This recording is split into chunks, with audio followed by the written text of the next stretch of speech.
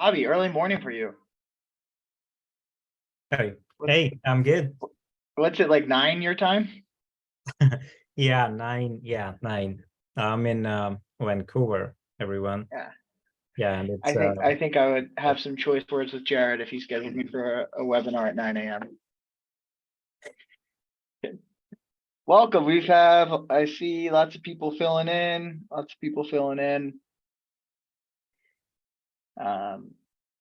All right, seeing some familiar names, lots of partners on here. Okay. Let's see. Welcome, everyone. Typing in the chat there. All right. Robbie, I think we should start off by just acknowledging that we are CyberQP now, because we were formerly QuickPass. I'm sure lots of people signed up with us as QuickPass. Just so everyone knows, we've rebranded the company. QuickPass is great. Was a great name. It got us really far. But features like this, like just-in-time accounts, it didn't exactly describe what we did anymore. So we wanted to, come out with a new name that represented us as a true cyber company, and some of the new features that we've come out with and things we have going on in the future. So if anyone's confused, they thought they were joining a QuickPass webinar and now they're on a CyberQP webinar, we are the same people. Robbie and I didn't just jump to another company together. yeah, it's just the shirts that have changed. Yeah, the shirts have changed. The shirts have changed. So Robbie, I think what we can do is we can go through like a couple slides and give everyone an idea of what just-in-time is. You and I can talk about it, and then we can get into a little bit of a demo here and definitely take some questions from the chat. If you are in the chat, would love some interaction. Feel free to type in right now where you're calling in from, where you're listening from. Love to get a good chat going as always. So why don't I just share my screen here and we can start with introducing ourselves. All right. So my name is Jimmy Hatzel. I'm the Vice President of Revenue for CyberQP. Joined the team about a year and a half ago and work heavily with the channel. Love the channel and get to grill Robbie with questions on these webinars. Robbie, why don't you introduce yourself? Yeah. Hey, everyone. I'm Robbie. I lead the product at CyberQP, formerly QuickPass.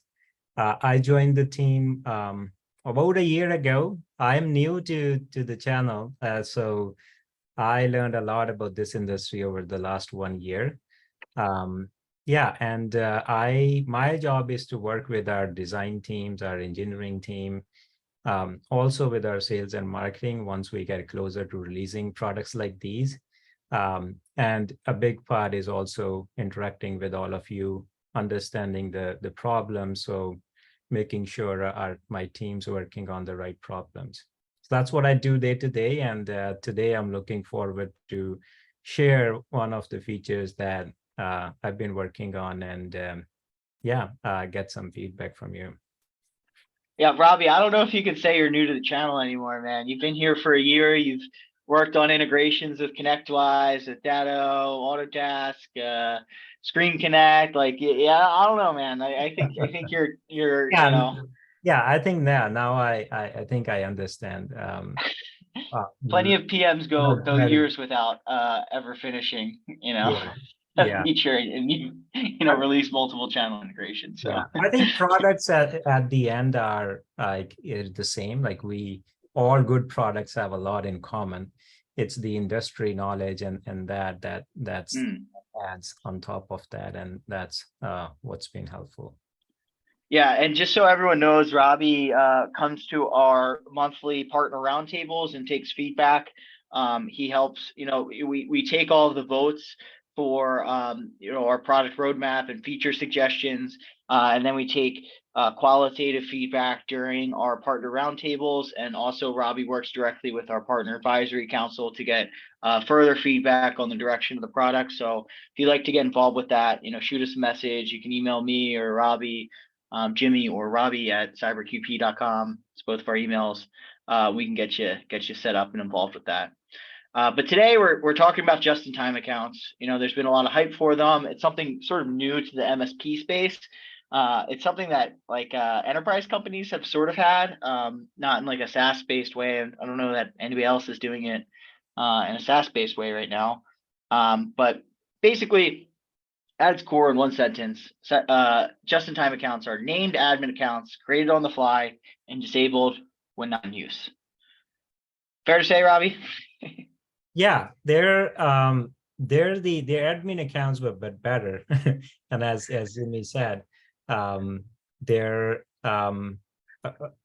you're already used to maybe shared admin accounts, and I would say CyberQP helps you make secure them by automatically rotating them, making sure you're able to find all the accounts and import them.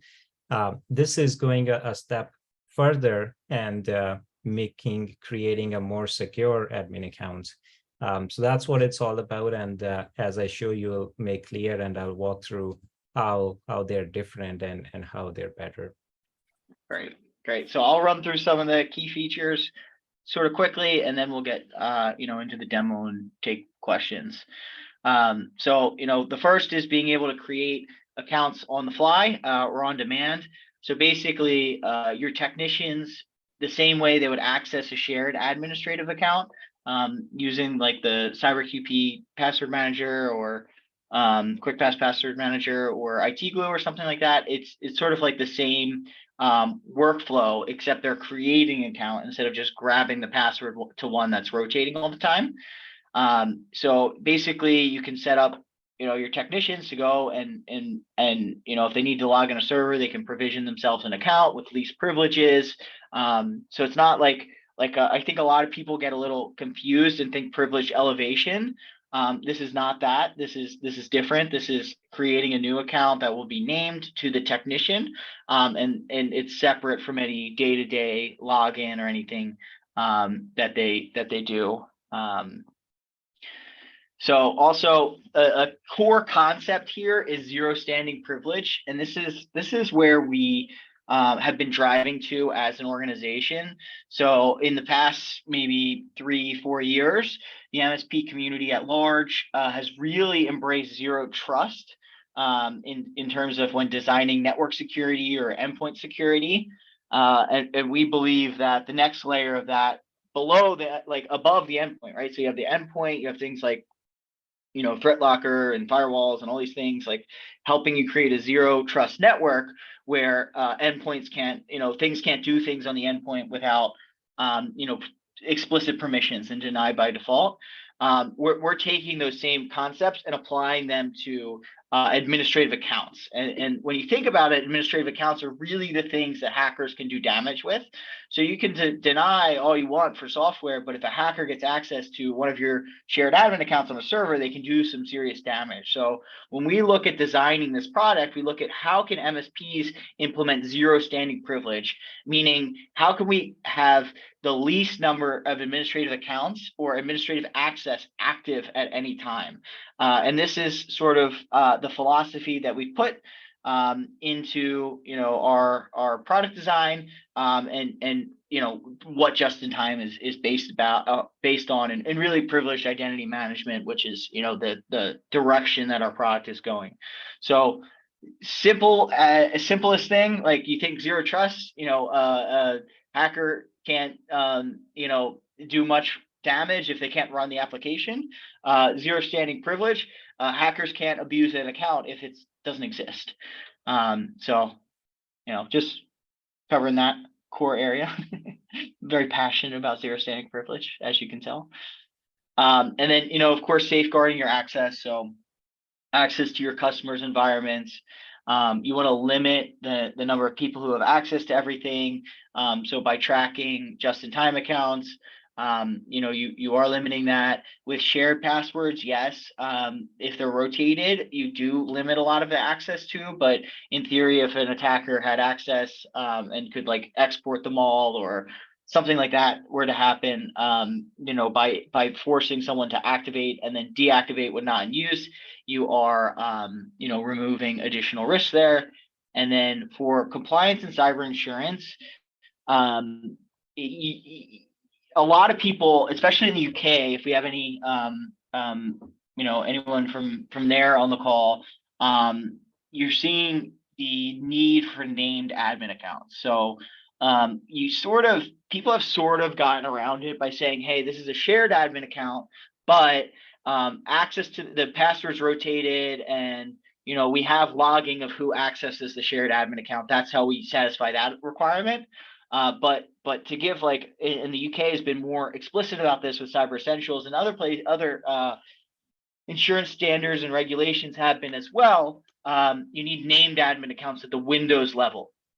So when you're using our just-in-time accounts, you can get better security than the shared admin accounts, but also the Windows logging capability is going to be much better, where a shared admin account might just say, CyberQP shared, or MSP Core, Acme Inc. shared, right, admin account, or just admin, where a named admin account will tell you the specific user in Windows log settings. So if you're using a SIM or you're looking through Windows logs, or some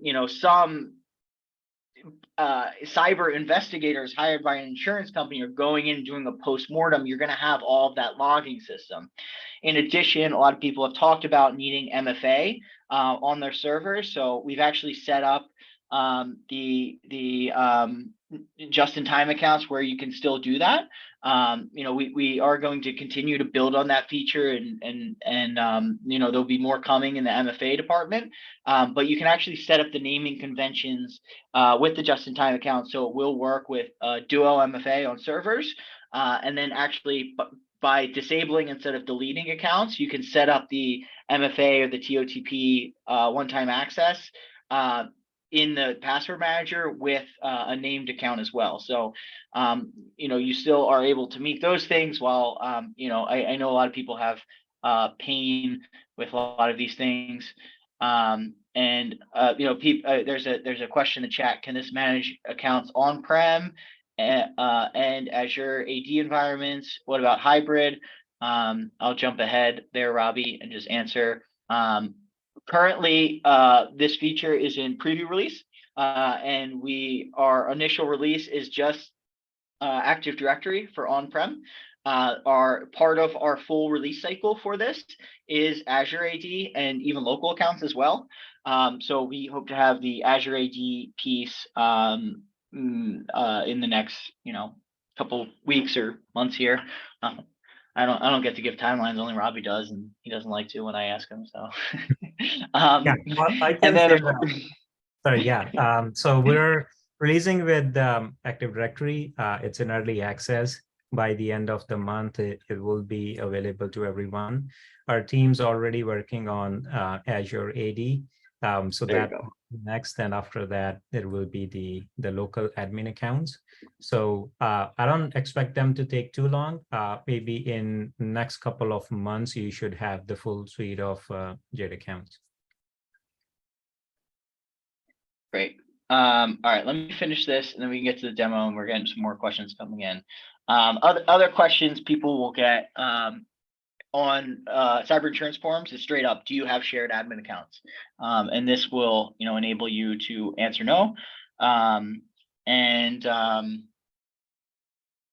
that's the slide I'm supposed to show at the very end of the webinar, but I'll hand things over to Robbie right now, and we can get into the demo a little bit.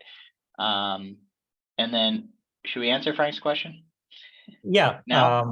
Yeah. So Frank's question was, can we create requirements for text? That is, you need a ticket number and also approval requirements. So I'll show you. There is you can capture a ticket number when you enable or create a Jade account.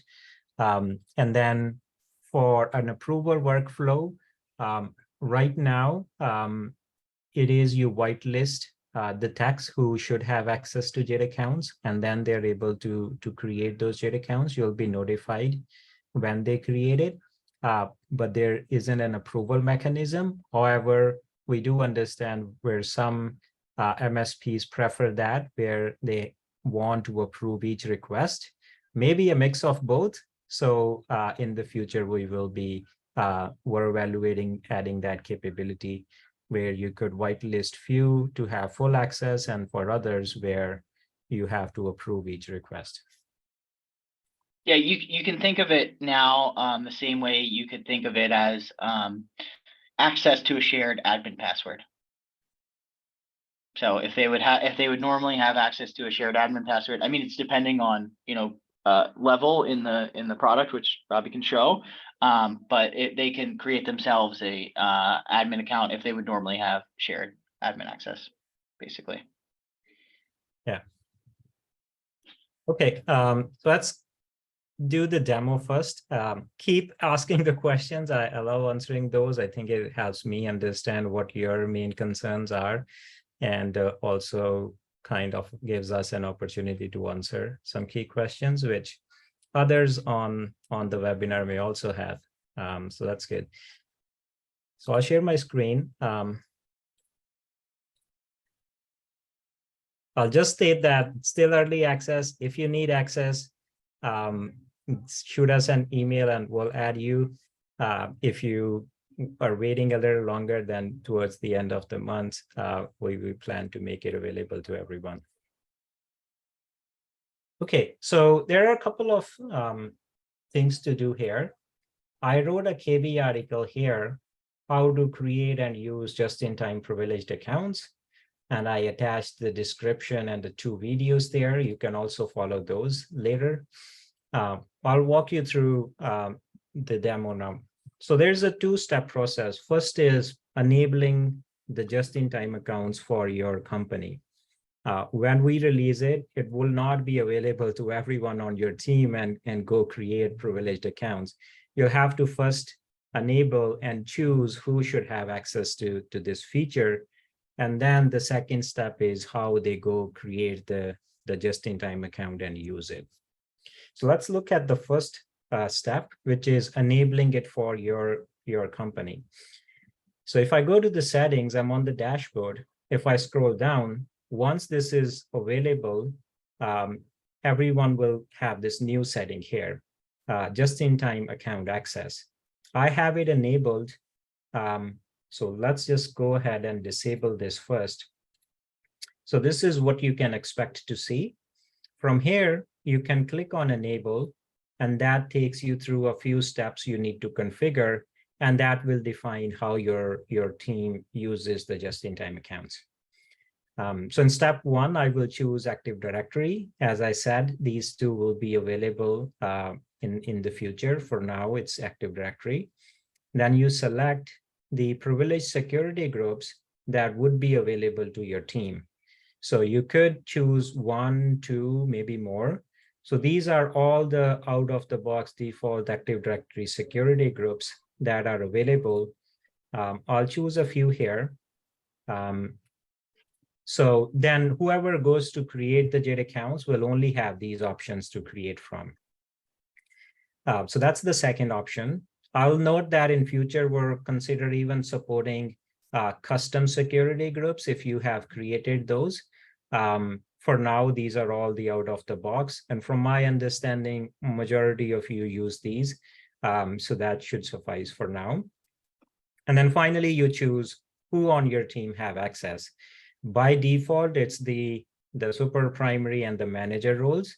What you can do is use login groups.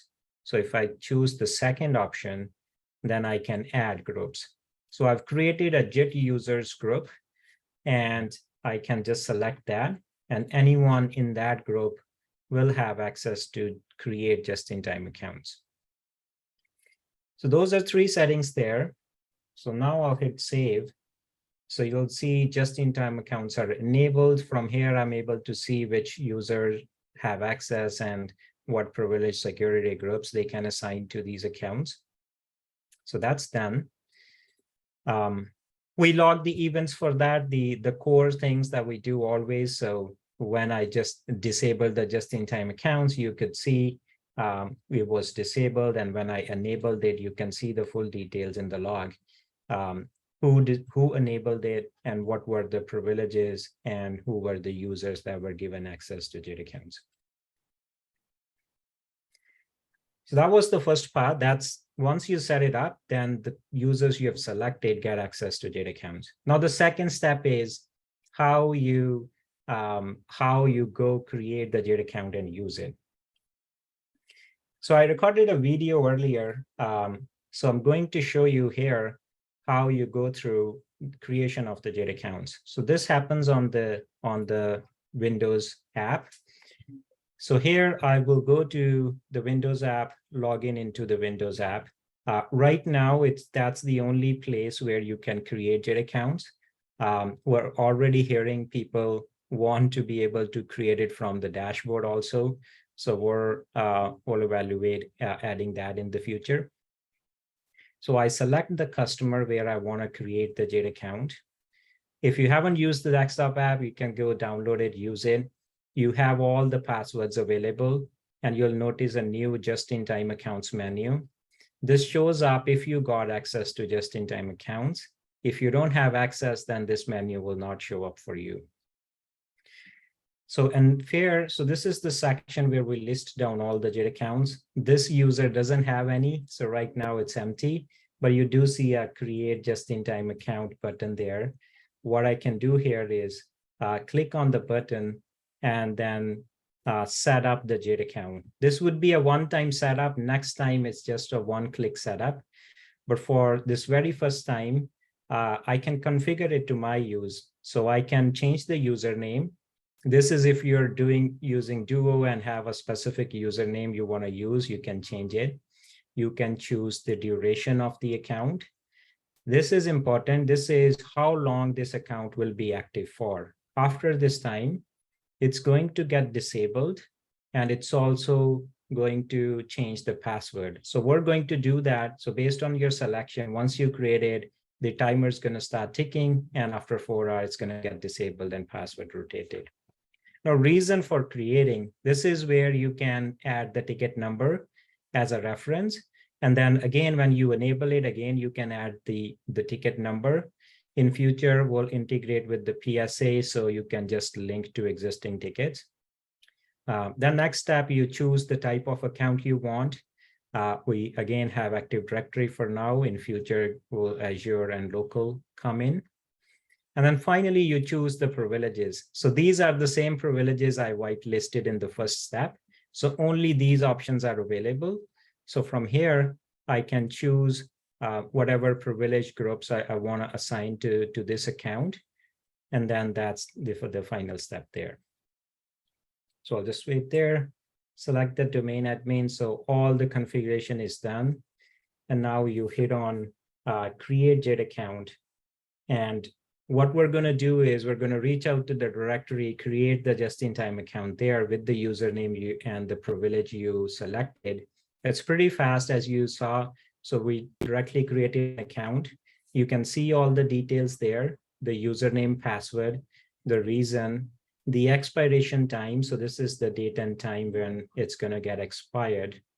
And then you're able to copy the username, password. You can see the password if you want. And that's how you basically create and use the JIT account. If you're using our credential injection with ConnectWise Control, this will also work with the injection. Or you could also just copy the username, password, and use it. Yeah, and you see the status there. So I'm in the video just showing copying the username and password. As I said, after 4 hours, this will automatically be disabled and the password would be rotated. And what you can do at that time is click on Enable Account and then re-enable it by adding the reason again. And it will again be active for the next 4 hours or 1 hour or whatever you choose. This is already enabled, so the option is grayed out. But if it's a disabled state, you'll have the option to enable the account. So that's pretty much it. That's how you create. And I would say this is again one-time thing. One time you set up the account, and the next time it's just clicking on enable account, use it, and be sure that after the time it's going to automatically be disabled, and it will automatically be password would be changed for that account. Oh yeah, and I will add the how this is different from shared admin account. As you see here, no one else, if they log into the desktop app, they will not see my JIT account. They cannot enable it, copy the username or password. Only I can do it. Even the admins will not get access to this, the username and the password really for this account. They could still see it on the dashboard, which maybe I'll show you next, but nobody has access to this account other than myself. So whenever you go use this account, you can be sure that who this person is. And also, even if you have the password's going to get rotated after the set time, and the account would be disabled. So if someone leaves the company, they have the password, you can be sure that it's not going to be of much use, because it will automatically be rotated and disabled. The last thing I'll show here is I am a super user here. So if I go to just-in-time account, you'll notice I see all the JIT accounts here from my team.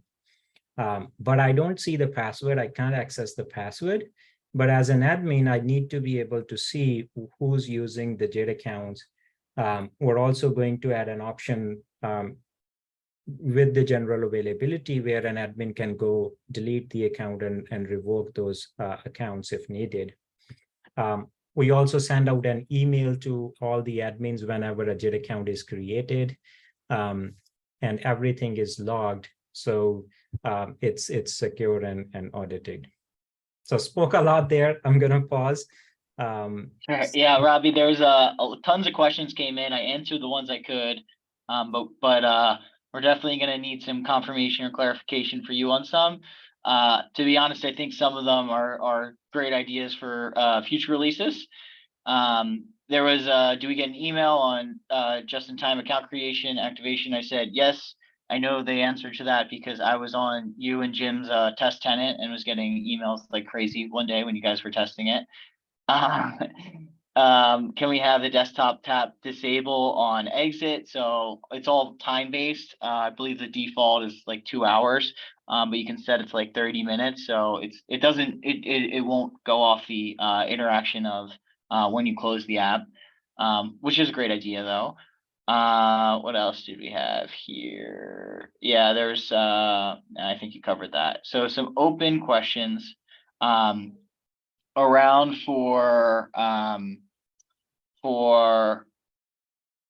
importing accounts. So basically the question was if they have a SIM that is alerting on whenever an account's created or something like that, being able to mass create them, would they need to go in and just like do it one afternoon, or is there a way to like import all the accounts in? Yeah, right now it's because we need to CyberQP needs to own then rotating and keeping track of those things. So for those reasons, we don't allow importing existing accounts. This is an account we create and we keep track of. So later on, we can disable it. We can rotate the password. We can also prevent this account from getting imported into your admin account section or end user or service accounts. So for those reasons, we create it through our agent, and the account owner creates it, and then we keep track of it and prevent it from getting re-imported. Yeah, so for now, that's how you create it. And yeah, I wanted to explain some of the reasons, because I have heard people say, can I convert my existing privileged account into a JIT account? So right now, that's not possible. But as I said, if I can understand the problem with the initial setup, and I will we'll see if we can make it easier. But for security, it was important that we take control of creating those accounts. Got it. And then Robbie, so there was a question about the disable versus delete. Maybe you could talk about the benefits of disable when referencing back with named accounts, and then where our plans are in terms of this current initial preview release and delete in the future. Yeah, so in general, what I would say is we released one configuration, one way of doing JIT. There are many ways of doing it. We're going to add more granularity for where you can configure how each one of you want to use JIT, because I know some want to delete the account every time. Some not want to delete it because that leaves a lot of profiles on the systems. That's also, if you're monitoring for new privileged accounts being created, it's gonna create those triggers. So you'll have to go whitelist all those accounts and make sure you're not getting those false alerts. So there are challenges with all approaches. Right now, how it works is we create the account, we assign the privilege, and on the duration, on the expiry, we rotate the password and we disable the account. So anyone who has access to the password cannot use it. It's disabled. Even if it's re-enabled, you need to have the recent password to be able to use the account. And we're doing a few other things to make sure that the account cannot be used after being disabled. Now, the second thing we're going to do real soon is to have an option to remove the privilege as well. So on expiry, you will also remove the privilege, and when you re-enable it, we reinstate the same privilege you had selected. So that's something we're working on. In terms of deleting the JIT accounts and then recreating a new ones, we'll evaluate that. If what we proposed with removing the privilege and disabling and rotating the password doesn't suffice, then yeah, so then we'll evaluate that. For now, our plan is to have an option to remove the privilege in the future. Robbie, getting tons of questions, so trying to get them all going here. Could you talk a little bit about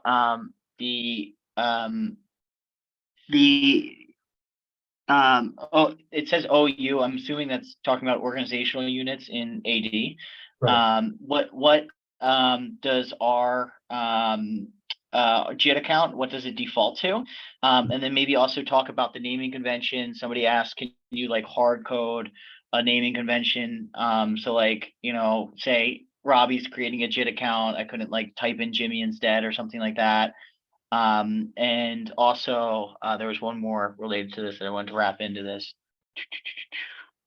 I don't remember what it is. I might stop you halfway through. I apologize, Robbie. Oh yeah. And then talk about Duo and the naming conventions and how that can work, because somebody did say, can you have special consideration for environments perfected by MFA solutions like Duo? So I don't even know if you remember all 3 questions. No, I think I got it. Okay. So first, getting to the OU. So in early access, if you're early access user right now, the accounts would be created in the users OU. But we already have engineering working on moving it to a dedicated OU that we create. That's also to further secure that those accounts are not kind of a misunderstanding of somebody assuming them as an end user accounts or some other accounts and deleting them or importing them into other areas. So I think by the time you all get access to it, it will be just the just-in-time accounts OU that we create, which is separate. And the benefit there would be that later on you can go and easily find them or clean them up. So for those reasons, so currently it's getting created in users OU. We're going to be moving to a dedicated OU for that. And then for the second one, the username kind of rules or standards. So we're already, if you noticed in the demo, already creating a username when you click on create JIT account. And what we're doing is we're taking, because it's belongs to a person, we're taking their first character of their first name and then their last name, and then we add underscore JIT, and that's the default username that we generate. Now and I heard that people want to have a specific username. So we allowed the capability for you to edit that username. So as long as you don't have a same username on the domain for other account, you should be able to add whatever username you want. And that ties into the MFA solution. I think Duo allows you to whitelist some usernames. And then when you try to log into the username, it enforces the MFA. So if that username doesn't exist, you should be able to add it to Duo or already assign it a username that's already configured with Duo. And then that should work. Yeah, so I think those were all the questions, right? Yeah, I got another round for you. So you talked about the alerting on enable and of a JIT account. Is there or creation? I apologize. Are you able to do alerting on re-enable or activation? And then also, can you talk a little bit about the permissions and how they could be set up based on customers in the dashboard? Right. Yes. So yeah. So we send an email alert with when an account is created, and that includes all the details on the username, privileges, who created it, and has a link to the dashboard. So you can quickly go to the dashboard and delete the account or revoke that user access. And as I said, there are a few things we're already working on. We're already working on enabling the same email alert for when the account is re-enabled. So that would be in near future, that would be available. Long term, our plan is to have, like, you can add any email and subscribe to alerts. But for now, we send out an email alert for creation of the JIT account. Admin is able to see all the JIT accounts on the dashboard.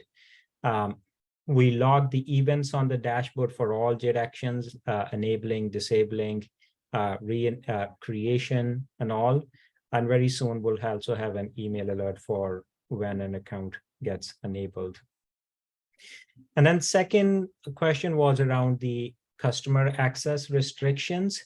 So that's a good point, where I would say the way that works is the technician who get access to just-in-time accounts, they only can access that for the customers they already have access to. So if you created a login on the dashboard, only gave access to 5 of the 50 customers you have, they can only access those 5 customers. If you noticed on the app, I first have to go into a customer to then create a JIT account. So if they don't see the customer, if they don't have access to the customer, they won't be able to create the JIT account.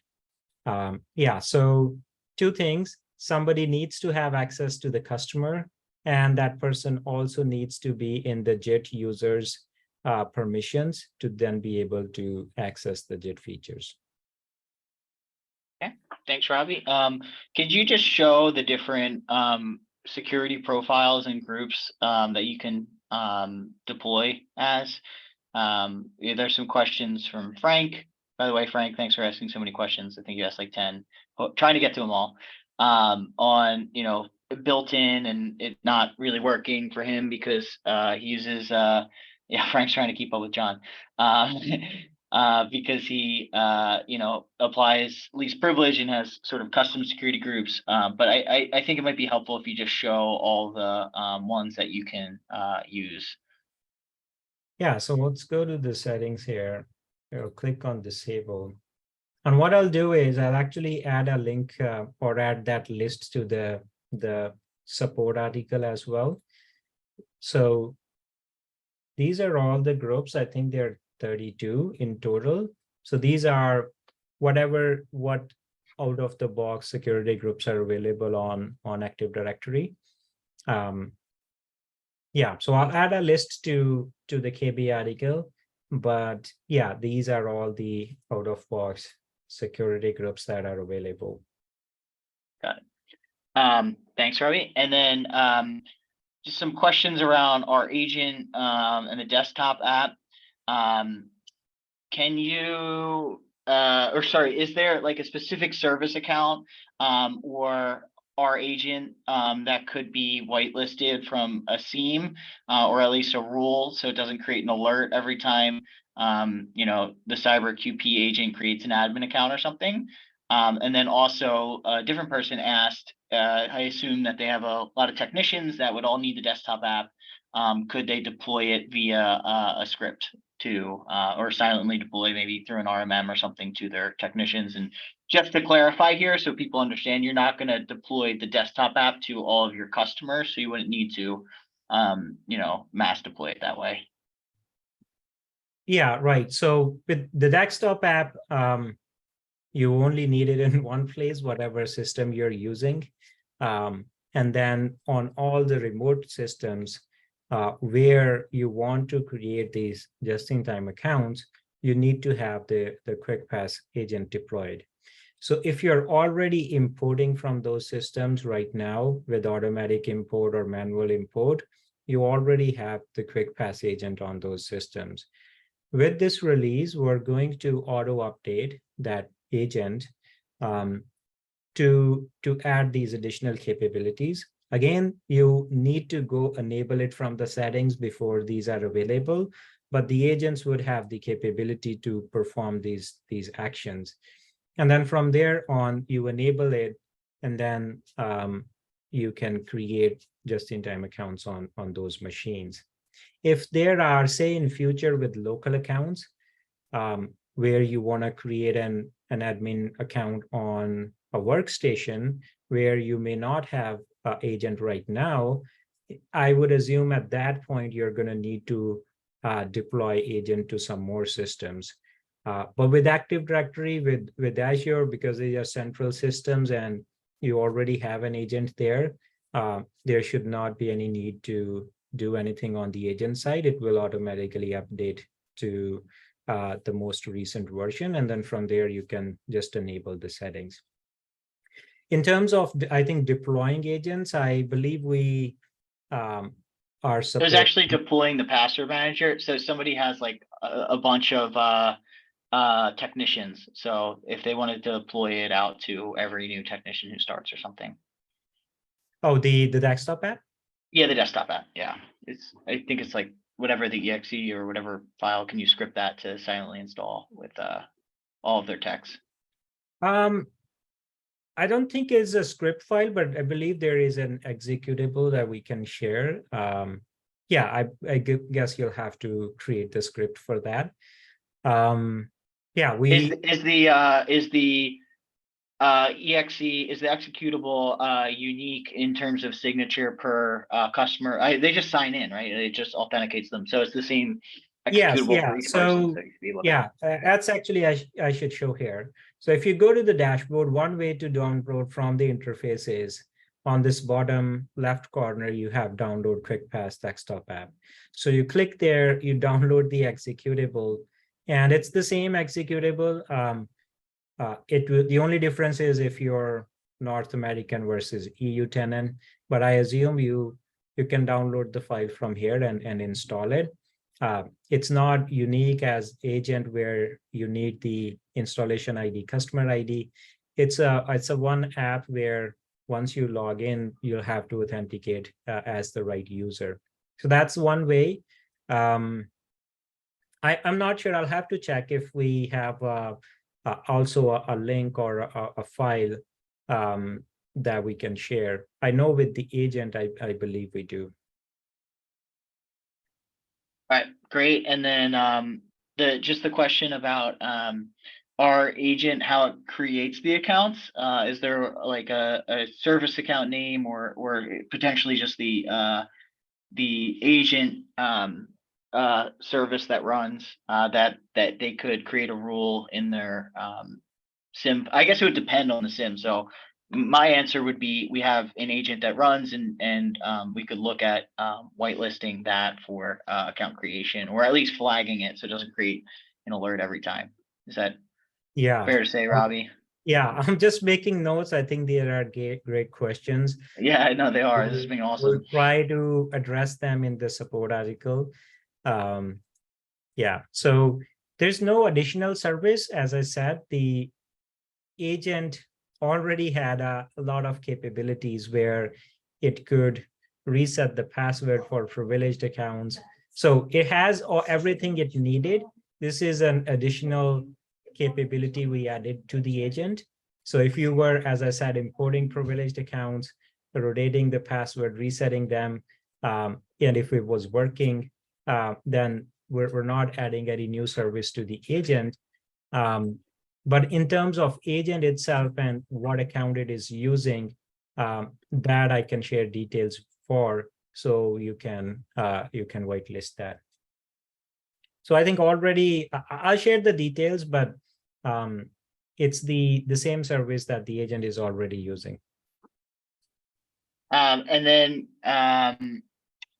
the other thing was, I think we covered this already, but just to be really clear, permission to use just-in-time accounts is limited to both security groups at the cyber QP level, meaning, you know, if you're manager or admin or whatever, and customer level. So is it either, or is it both? Is it and, or is it or on that, Robbie?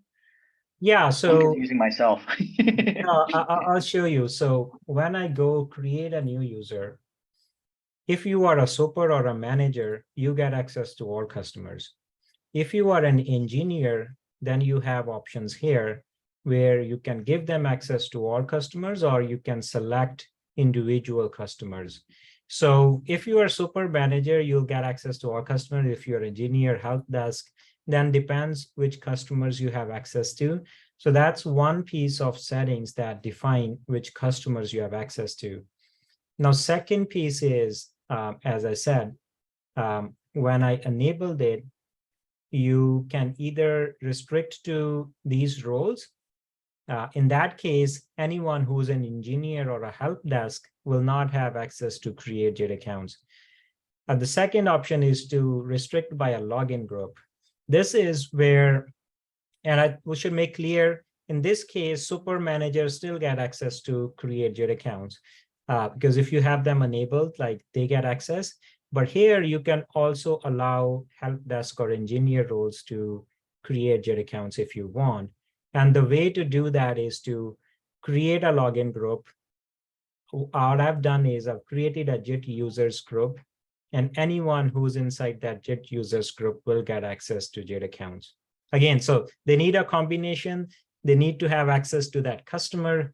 They need to have access to create JIT accounts, and then they can go create JIT account for that customer. So if they don't have access to the customer, they cannot create it. If they don't have access to JIT accounts, they could still see all the other accounts they have access to, but they cannot create the just-in-time accounts. I will actually show one thing because it's hidden, and this is something we're fixing. To create login groups, you go to login management, and here's the group management in this menu here. If I click on there, there is where I have the JIT users. So what you would do as a first step would be go create a new login group, and then select all the users who you want to add to this group, right? I have these groups that are engineers or help desk. I can add them to a group, and then I can assign that group to the JIT access that I was talking about. So yeah, combination of both, you need both. Robbie, I believe we have a feature request in Pendo for more granular folder permission sets for people who are working on a pods, maybe like, you know, 10, like these 3 technicians work with these specific companies and then inheriting permissions that way. There's a couple of questions coming through related to that. So if somebody was to go in and look and follow the feature request for that, what could they search or anything on that? Yeah, so I'll share an update on that. So that's on high priority for us. We know with the desktop app, you give somebody access to JIT, but you may want to restrict access to some other shared admin accounts, right? So they rely on using the just-in-time accounts, and other accounts are hidden from them. Right now, that's missing where granular restriction per account. So if we're talking about that request, I've shared with engineering as a high priority. So we're hoping by the next month that we also release that. So with JIT accounts, you have that access.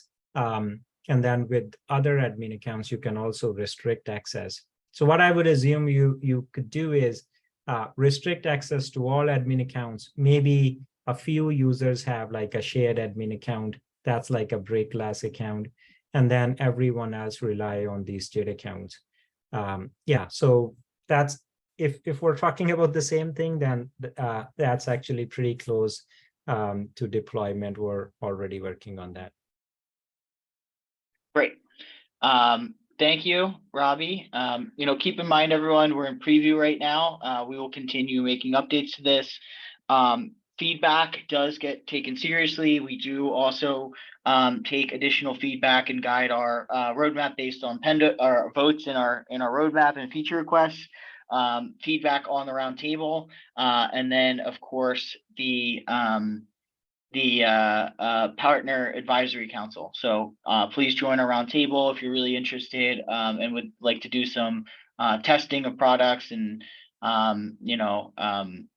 then please